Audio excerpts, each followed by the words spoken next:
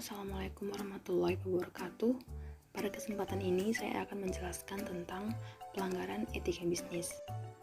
Etika bisnis merupakan cara untuk melakukan kegiatan bisnis yang mencakup seluruh aspek yang berkaitan dengan individu, perusahaan, dan masyarakat. Perusahaan meyakini bahwa prinsip bisnis yang baik adalah bisnis yang beretika, yaitu bisnis dengan kinerja unggul dan berkesinambungan yang dijalankan dengan mentaati kaidah-kaidah etika selaras dengan hukum dan peraturan yang berlaku.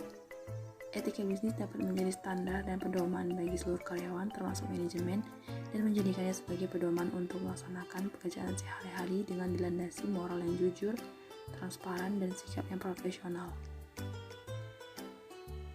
Kasus pelanggaran etika bisnis yang pernah terjadi di Indonesia. Salah satu kasus pelanggaran yaitu pelanggaran kasus etika bisnis oleh PT Gudang Garam. Kasusnya yaitu program siaran iklan rokok Gudang Garam yang ditayangkan oleh salah satu stasiun televisi pada 10 Mei 2014 pada pukul 19.43 waktu Indonesia bagian Barat. Program tersebut menampilkan iklan rokok di bawah pukul 21.30 waktu Indonesia bagian Barat. Komisi Penyiaran Indonesia atau KPI Pusat memutuskan bahwa tindakan penayangan tersebut telah melanggar pedoman perilaku penyiaran Komisi Penyiaran Indonesia tahun 2012, pasal 15 ayat 1, pasal 58 ayat 1, dan pasal 59 ayat 1. Di sini kita bisa melihat bahwa adanya bukti yang memang menjelaskan bahwa PT Gudang Garam mendapat surat dari Komisi Penyiaran Indonesia terkait penayangan iklan rokok yang dilakukan di bawah jam tayang iklan rokok yang seharusnya.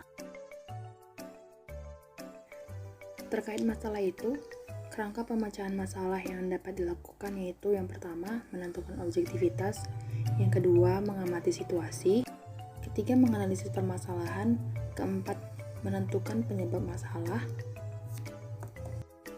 kelima, menentukan tujuan, enam, menjelajahi pilihan, tujuh, menemukan solusi terbaik, dan 8 merencanakan serta mengimplementasikan solusi. Yang pertama, menentukan objektivitas. Di sini menentukan objektivitas lebih ke menentukan siapa yang melakukan analisa atau bisa dikatakan siapa yang mengangkat masalah ini ke permukaan. Dan dalam kasus ini, pihak yang menganalisis adalah pengaduan dari masyarakat mengenai iklan rokok yang ditayangkan oleh PT Gudang Garam di bawah pukul 21.30 WIB. Tayangan iklan rokok ini berkaitan dengan perlindungan kepada anak-anak dan remaja serta larangan dan pembatasan muatan rokok. Atau bisa juga dikatakan bahwa LSM lah yang mengadukan penayangan ini ke KPI. Tahap kedua yaitu mengamati situasi. Di tahap ini kita mengidentifikasikan masalahnya. Kasus penayangan iklan rokok di bawah pukul 21.30 WIB dianggap sebagai bentuk pelanggaran mengenai perlindungan anak-anak dan remaja. Jika penayangan dilakukan di bawah batas jam yang sudah ditentukan, ini akan memungkinkan anak-anak dan remaja yang menonton akan melihat iklan rokok yang ditayangkan tersebut. Dan secara tanpa sadar, hal ini akan memberikan gambaran bagi mereka tentang rokok. Di tahap ketiga, menganalisis permasalahannya. Pada tahap ini dapat dilakukan dengan melakukan beberapa pendekatan.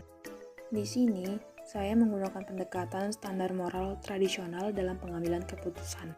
Ini berkaitan dengan pertama, memaksimalkan manfaat sosial, yang kedua, konsistensi dengan hak setiap orang, ketiga, memberikan manfaat dan beban yang adil.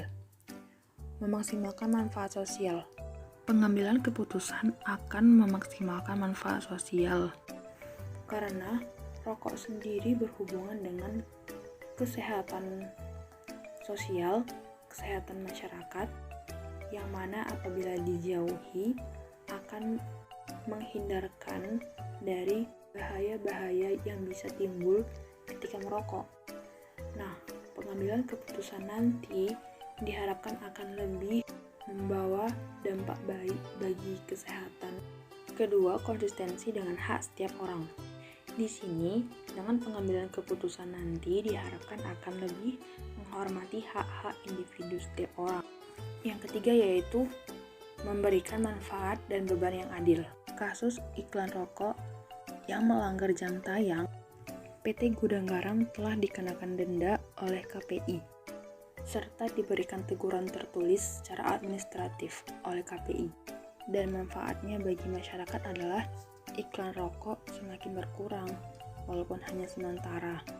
Namun, walaupun demikian, itu akan berdampak pada anak-anak yang mendapati tontonan iklan tentang rokok semakin berkurang, walaupun hanya sedikit.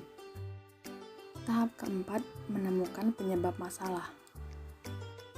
Di sini, stasiun televisi yang menayangkan iklan rokok tersebut menganggap bahwa siaran mereka tadinya hanya menayangkan acara yang berhubungan dengan sosial, politik, dan pemerintahan saja, sehingga tidak banyak anak-anak yang akan menonton acara televisi mereka. Namun, untuk sebagian orang dan masyarakat tetap saja menganggap bahwa ini telah melanggar peraturan pemerintah mengenai program iklan rokok di bawah batas jam yang sudah ditentukan adalah suatu bentuk pelanggaran etika dan moral yang dilakukan perusahaan terhadap masyarakat. Pada tahapan kelima, menetapkan tujuannya. Di sini lebih menjelaskan apakah hasil yang diinginkan telah tercapai atau belum, termasuk tentang rentang waktunya. Kasus ini bermula dari Komisi Penyiaran Indonesia KPI Pusat berdasarkan tugas dan kewajiban yang diatur dalam Undang-Undang Nomor 32 Tahun 2002 tentang penyiaran. Pengaduan masyarakat, pemantauan dan hasil analisis telah menemukan pelanggaran pedoman perilaku penyiaran dan standar program siaran atau P3 dan SPS Komisi Penyiaran Indonesia tahun 2012 pada program siaran iklan niaga rokok Gudang Garam yang ditayangkan oleh stasiun TV One pada tanggal 10 Mei 2014 pada pukul 19.43 WIB, yang mana program tersebut menampilkan iklan rokok di bawah pukul 21.30 WIB.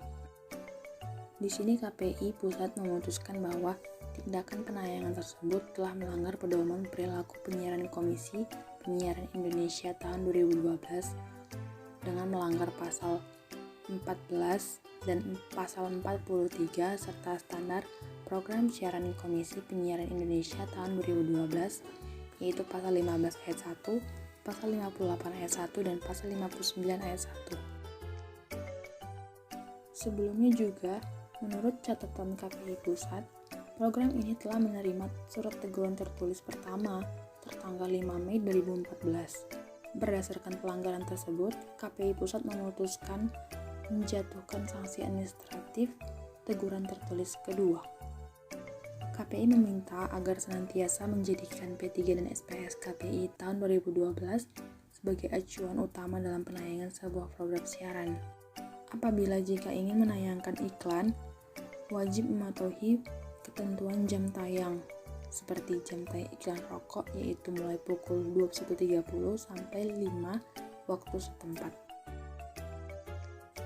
Tahap yang keenam, menjelajahi pilihan, seperti menemukan solusi tukar pikiran yang memungkinkan untuk pengambilan keputusan, atau bagaimana alternatif arah tindakan.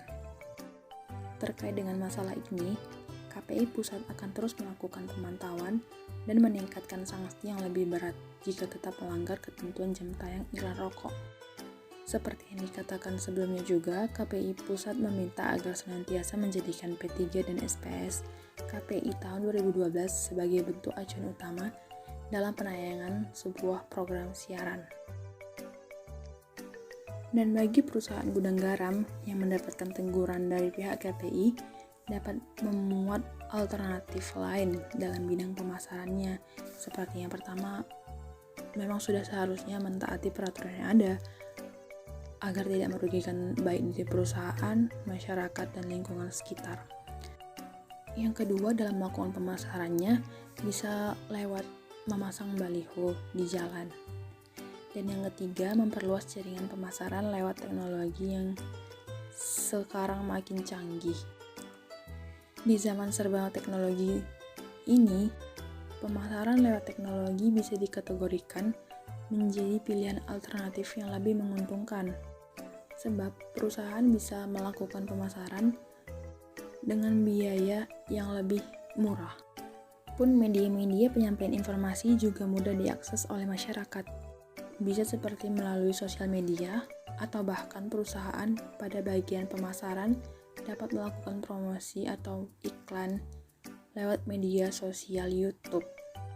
Sebab biaya yang dikeluarkan perusahaan saat penayangan iklan di televisi akan lebih banyak daripada membuat channel YouTube yang lebih terjangkau dari segala aspek.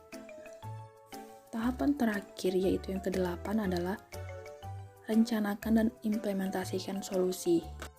Dari masalah ini, diharapkan perusahaan, khususnya pada bagian pemasaran, mampu melihat peluang-peluang yang lebih menguntungkan bagi perusahaan dan masyarakat, seperti membuat bentuk pemasaran melalui teknologi yang sudah mendukung seperti sekarang ini, namun dengan tetap mematuhi peraturan-peraturan yang sudah ada. Hal ini bertujuan agar tidak mengganggu kesejahteraan masyarakat dan menimbulkan masalah lagi, serta memberikan dampak buruk di kemudian hari nanti. Demikian penjelasan mengenai kasus pelanggaran etika bisnis yang pernah terjadi di Indonesia. Sekianlah yang bisa saya sampaikan.